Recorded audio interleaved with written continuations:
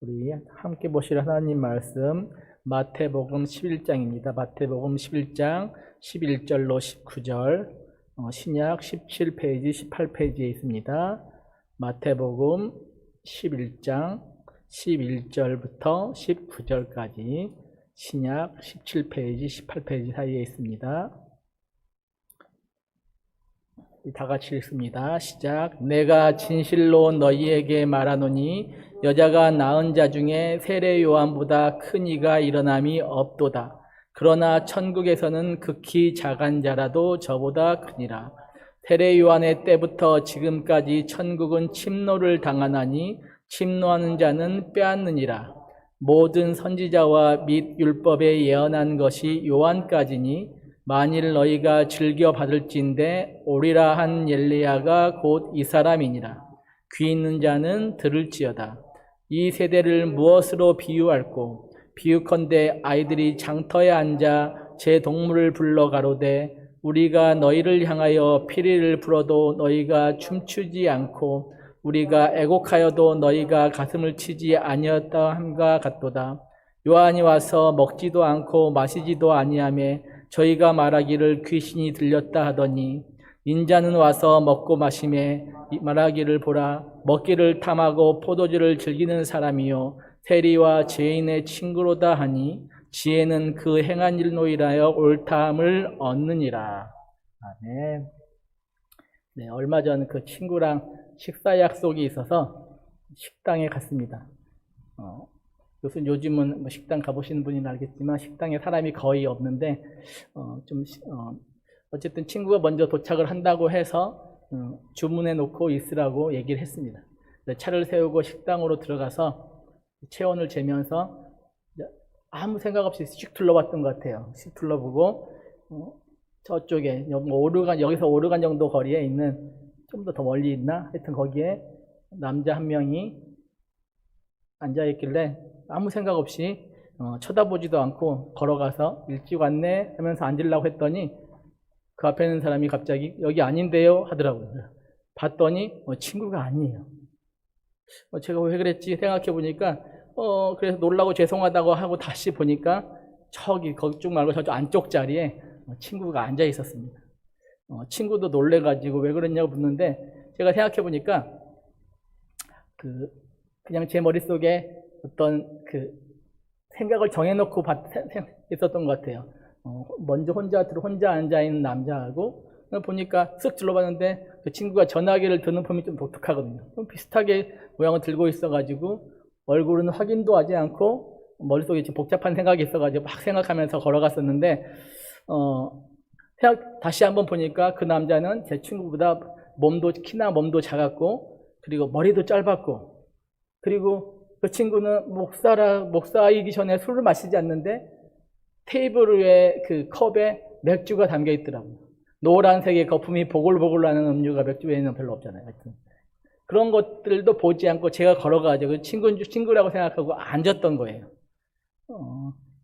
그러니까 내 생각이 맞다고 처음부터 판단하고 그냥 들어가가지고 쳐다보기나 확인은 전혀 하지 않고 그 자리로 갔기 때문에 말도 안 되는 이런 실수를 한 것이 있는데 그런데 우리가 성경을 볼 때도 그런 실수를 한 적이 있다는 거죠. 왜냐하면 내 생각과 어떤 선입견을 가지고 딱 정해놓고 성경을 보면 그 성경에 맞는 듯이 보이거든요.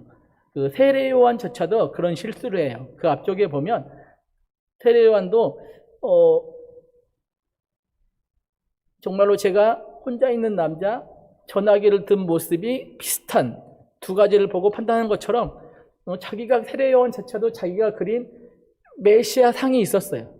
그리고 세례 요한도 그게 성경에서 나온 거라고 생각하고 있었어요. 세례 요한만 아니라 많은 사람들이 그랬죠. 가난하고 병든 사람들, 자기처럼 하나님의 일을 하다가 옥에 갇힌 사람들이 그 메시아가 오면 풀려나야 되고 그리고 가난하고 병든 것들이 위로받아야 되고 그 억울함들이 풀어져야 되고 또 사람들을 모아서 우리 하나님의 백성을 핍박하는 로마를 쫓아내야 되고 이런 메시아에 대한 생각이 있었어요. 근데 메시아라고 자기가 그분의 길을 예비한다고 자기가 열심히 일했는데 딱 보니까 그 프레임에 안 맞는 거예요. 그래서 그 앞절에 보면 제자들을 보내 물어보잖아요. 예수님께. 오실 그이가 당신입니까? 그렇게 물어보는 거예요. 그 성경과 조금 분명히 성경이라고 생각했지만 성경과 다르게 자기의 생각을 정해놓고 그림을 그려놓고 그 그림과 어긋난다고 해서 예수님께 오실 그이가 당신입니까? 이렇게 묻는 건 이건 예수님이 잘못된 게 아니잖아요. 세례 요한의 생각이 틀린 것이라는 거죠. 우리 11절, 15절 다 같이 한번 읽겠습니다. 11장 11절에서 15절 시작.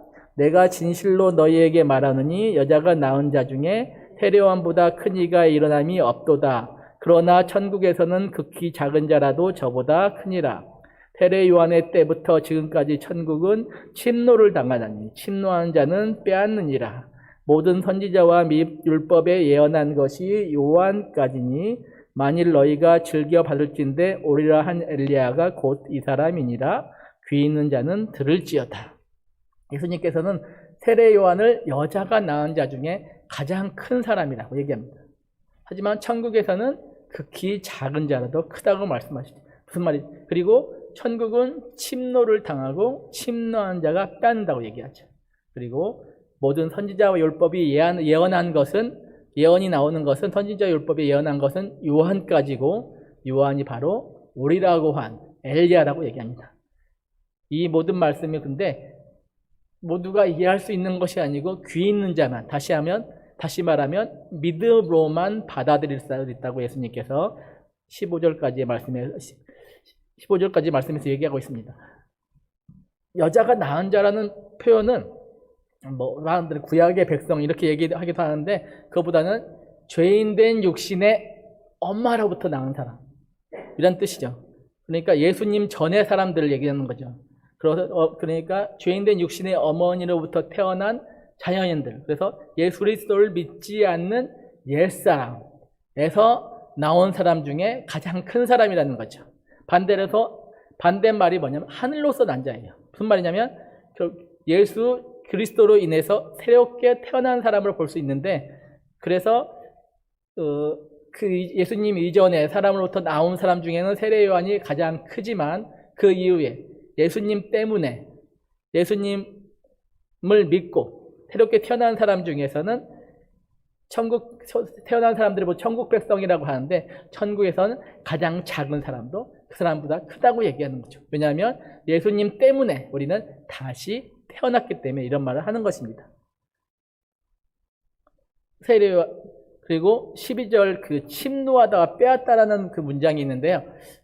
저도 그렇고 여러분도 그렇고 굉장히 왜 이런 말이 있을까 궁금할 거예요. 뭐 좋게 해석하라고 믿기도 하는데, 왜냐하면 우리가 침노하다라는 단어에 대한 그 선입견 있잖아요. 우리 다 그 노래 아시죠? 이강산 침노하는, 우리가 침노하는 단어를 처음 대하는 것이 대부분의 사람들이 지금 지금 학교 다니는 친구들은 모르겠어요. 그런데만 43년생이신 77살 먹으신 우리 어머니도 학교 다닐 때 이 노래를 불렀다고 그러시더라고요. 그렇다면 우리가 성경을 볼 때 침노하다 그러면 굉장히 부정적인 단어로 받아들여요. 여러분 안 그러신지 모르겠지만 대부분의 사람들이 그래요. 그 단어가 선입견이 있기 때문에. 그런데 원문도 애매해요.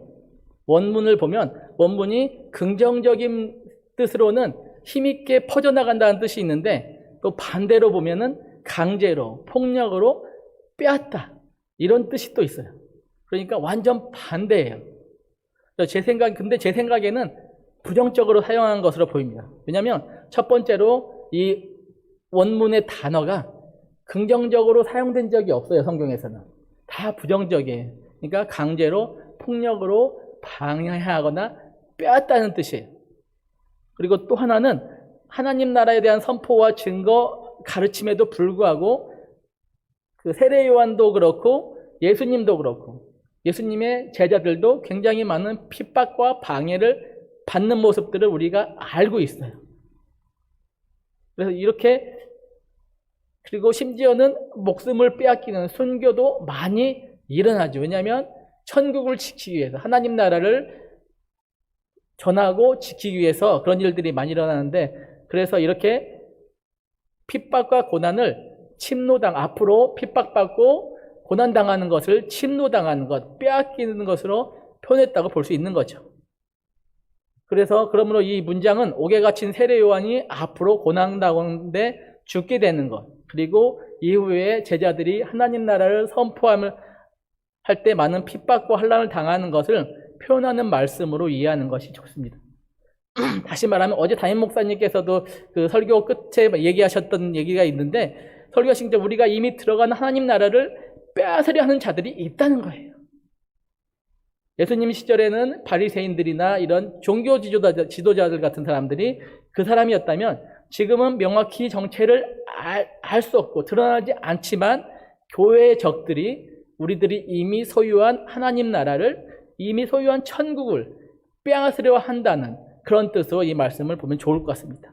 그리고 이제 다음으로 14절에 의하면 세례 요한은 주님이 오실 길을 예비하는 마지막 선지자입니다. 그래서 선지자와 율법이 예언한 것은 요한의 때까지예요. 이러한 말씀을 따라서 모든 예언이 가리키는, 옳은 예언이 가리키는 메시아가 예수님이라고. 더 이상 예언자가 나오지 않기 때문에, 예언자가 세례 요한으로 끝나기 때문에 예언이 끝났으면 이제 그 예언이 이루어져야 되잖아요. 그 예언이 이루어진 사람이 누구냐? 예수님이라고. 예수님 당신께서 스스로 그걸 밝히고 계시는 거죠. 내가 올 메시아라는 것들을 이 말씀을 통해서 간접적으로 지금 얘기하고 계시는 거죠. 하지만 당시 이런 예수님의 말씀을 이해할 수 있는 상황이 아니었어요. 이해할 수 있는 사람도 별로 없었어요. 그래서 예수님은 그 말씀을 설명하는 것이 아니라 이 모든 일들이 귀 있는 자는 들을지어다. 다시 말하면 믿음이 있는 사람은 이해할 수 있다. 성경을 지금까지 하나님께서 주신, 지금 구약 성경이죠. 구약 성경을 바로 알고 이해하는 사람들은 지금 내가 말하는 것이 무엇이니, 다시 말하면 내가 너희의 죄를 구원하러 온 메시아다, 이 사실을 이해할 수 있을 것이라고 얘기하시는 것입니다. 예수님을 믿고 거듭난, 새로 태어난 우리들은 이제 천국 백성인 줄 믿습니다. 비록 많은 핍박, 고난들이 예상되지만 끝까지 견디는 자는 구원을 얻는다고 성경 말씀에 약속되어 있습니다. 정말 요한이 오리라한 엘리야라고 예수님이 말씀하실 때 사람들은 그게 무슨 말이야? 엘리야는 하나님의 능력으로 정말로 하나님의 그 1대 800의 이방 선지자들, 우상을 섬기는 선지자들을 800명을 한꺼번에 쓸어버리는 그 능력 있는 선지자인데 옥에 갇혀 있는데 그게 무슨 오리라한 엘리야냐고, 아닐 거라고 이렇게 생각하고, 그리고 그렇게 생각했던 사람들은 예수님의 이런 말씀이 잘 이해가 되지 않아요. 그래서 계속해서 강조하시는 거죠. 귀 있는 자, 믿음이 있는 자, 들을 귀 있는, 믿음이 있는 자만이 이해될 수 있다고 얘기하시는 것입니다. 하지만 제자들조차도 한동안은 믿음이 부족해서 이러한 주님의 뜻을 제대로 이해할 수 없었던 것입니다. 정말 우리가 하늘에서 난 자임을 믿습니다. 그래서 우리에게 임하는 핍박과 고난 속에서도 우리가 이미 소유한 천국을 빼앗기지 않기 위해서 믿음으로 이겨가야 될 것입니다. 왜냐하면 이 땅에 임한 천국의 백성된 우리는 극히 작은 자라도 하늘에서는 큰 자이기 때문인 것입니다. 우리 16절 19절 또 다 같이 읽겠습니다. 시작. 이 세대를 무엇으로 비유할꼬? 비유컨대 아이들이 장터에 앉아 제 동물을 불러 가로되 우리가 너희를 향하여 피리를 불어도 너희가 춤추지 않고 우리가 애곡하여도 너희가 가슴을 치지 아니하였다 함과 같도다. 요한이 와서 먹지도 않고 마시지도 아니하며 저희가 말하기를 귀신 들렸다 하더니 인자는 와서 먹고 마시며 말하기를 보라 먹기를 탐하고 포도주를 즐기는 사람이요 세리와 죄인의 친구로다 하니 지혜는 그 행한 일로 인하여 옳다함을 얻느니라. 아멘. 귀 있는 자, 그 믿음이 있는 자는 내 앞에서 지금 벌어지는 일을 이해할 수 있다고 얘기하는데 아무도 이해하지 못하고 있는 것에 대해서 안타까워하시는 말씀인데요. 지금 이 피리를 제 동물을 불러 가로되 우리가 너희를 향하여 피리를 불어도 너희가 춤추지 않고 우리가 애도하여도 너희가 가슴을 치지 아니하였다 한 것 같더라. 아이들이 모여가지고 지금 놀이를 하는 거예요. 무슨 놀이를 하냐면 첫 번째는 결혼식 놀이를 하고 있고 두 번째는 장례식 놀이를 하고 있어요. 첫 번째 피리를 부는 건 결혼식 놀이를 아이들이 모여서 하는 거예요. 그러면 다 같이 춤추고 결혼식처럼 즐거워해야 된다는 거죠. 그런데 반응이 없어요. 또 반대로 이번에는 장례식이에요. 장례식이면 함께 울어줘야 될 거 아니에요. 그것조차도 반응이 없다는 거예요. 세례 요한의 예수님의 가르침과 세례 요한이 앞에 펼쳐지고 있는데 함께 춤추며 기뻐하지 않는 그런 안타까운 현실을 바라보며 애통해야 된다는 거죠. 그런데 이 시대는 정말로 지금은 그때는 이스라엘이고 지금은 이미 천국의 도로에도 불구하고 그 천국을 소유하지 않는 사람들, 수용하지 않는 사람들 앞에 천국이 지금 펼쳐져 있는데 예수님과 세례 요한이 예수님의 오심을 얘기하고 예수님이 이미 오셔가지고 그 앞에 있는데도 춤추지 않는 사람들이 있다는 거죠. 오히려 세례 요한이 광야에서 금식하면서 천국을 선포하니까 귀신 들렸다고 그래요. 그래놓고 이제는 예수님이 오셔서 또 사람 사이에 들어가서 함께 막 먹고 마시면서 위로하고 하나님 나라의 복음을 또 얘기하시니까 이제는 뭐라고 그래요? 먹고 마시기를 탐하는 자여 세리와 죄인의 친구로다. 이렇게 얘기해요. 왜 그래요? 내가 생각하는 기준이 그 시대의 사람들이 생각하는 기준에 세례 요한의 모습과 예수님의 모습이 맞지 않은 거예요. 그 프레임이 안 들어오는 거예요. 근데 그 프레임을 이 사람들은 성경에서 나왔다고 생각하고 있어요. 성경에서 말하는 오기로 한 엘리야는, 성경에서 말하는 오시기로 한 메시아는 지금 내 앞에 펼쳐지고 있는 그 모습과 다르다는 거예요. 그래서 아니라고 얘기해요. 결국 어떻게 해요? 핍박하고 나중에는 죽이고 예수님을 십자가에 매달고 여기까지 가잖아요. 분명히 자기도 성경대로 자기가 생각했다고 행동한다고 생각하는 사람들이었어요.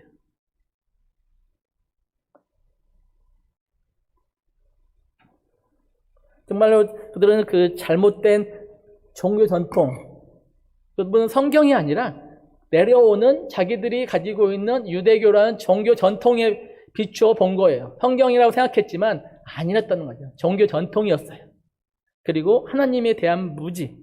그래서 예수님께서 메시아 되심을 깨닫지 못하고 천국 복음이 앞에 선포되고 있는데 귀를 막고 눈을 가리고 스스로 얽매이고 갇혀서 세례 요한과 예수님을 정죄하고 비난하고 죽이는 데까지 이르게 된 것이라는 거죠. 그래서 우리는 이런 사람들의 오를 범하지 않기 위해서 성경을 통해 하나님을 알아가는 일에 정말 최선을 다해야 합니다.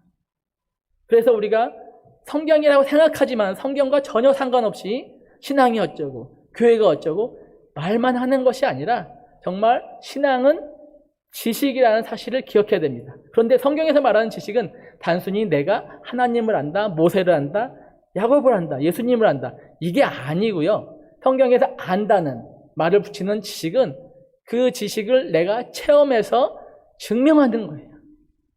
성경에서 내가 남자를 모른다 이렇게 얘기하잖아요. 남자를 안다 이게 무슨 뜻이냐면 남자와 함께 동침을 했다는 뜻이에요. 안다가 그런 정도예요. 내가 하나님을 안다면 하나님과 함께 살고 있다는 뜻이에요.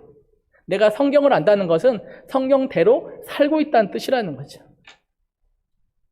그래서 정말로 아는 것을 내가 갖고 있는 신앙, 내가 하나님을 안다고 말할 때 하나님의 뜻대로 살아가는 그것에 이를 때 내가 하나님을 안다고 표현하는 것이라는 거죠. 그런 차원의 지식으로 신앙을 지식이라고 말하는 거예요. 단순히 많이 안다가 아니라 성경을 내가 다 알고 있다가 아니라 알고 있는 것 하나하나를 내가 삶으로 살고 있다. 이런 차원에서 신앙은 지식이라는 사실을 기억해야 한다는 것입니다. 정말로 하나님을 바로 알려는 그런 노력 가운데서 귀 있는 자가 돼서 주님을 깨닫는 그리고 주님의 뜻대로 살아가는 우리가 될 수 있기를 바랍니다. 그래서 정말로 더러운 죄인이었던 구원받을 자격이 없는 우리를 구원해 주신 주님의 마음을 본받아서 정말로 내가 보기에는 저런 사람은 예수 믿으면 안 돼. 저런 사람이 교회 들어오면 안 돼. 이런 마음을 가지면 안 된다는 거예요. 우리가 이미 그런 사람이었기 때문에. 그래서 주님의 마음으로서 정말로 세상에 나가면 그 많은 사람들이 있잖아요. 춤추지 못하고 울지 못하는 그 많은 사람들에게 예수님을 알려줘야 된다는 것이죠. 그래서 그 사람들을 주님의 마음을 포용함으로써 주님께 인도하는 저와 여러분이 되시길 바랍니다. 그리고 하나님의 거룩하심을 따라 우리도 거룩해짐으로써 하나님의 일을 하나님의 방법대로, 사람의 방법이 아니라 하나님 방법대로 이루며 살아가는 저와 여러분이 되시길 간절히 축원합니다.